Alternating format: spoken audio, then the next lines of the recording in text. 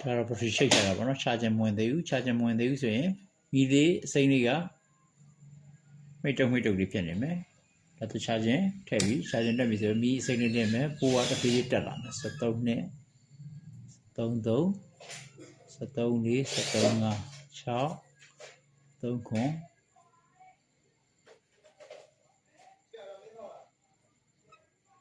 3 8 73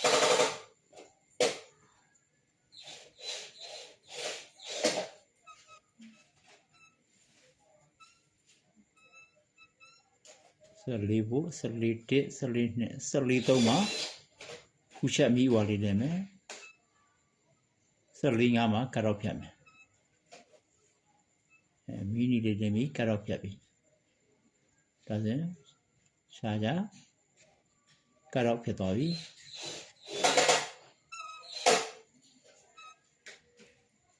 73မို့မှာနောက်ကပြန်ပြီးတော့ပြန်သွင်းပေးမယ်ဘယ်သူက73မို့ရောက်ပြီဆိုတော့နောက်ကပြန်သွင်းပေးမယ်တော့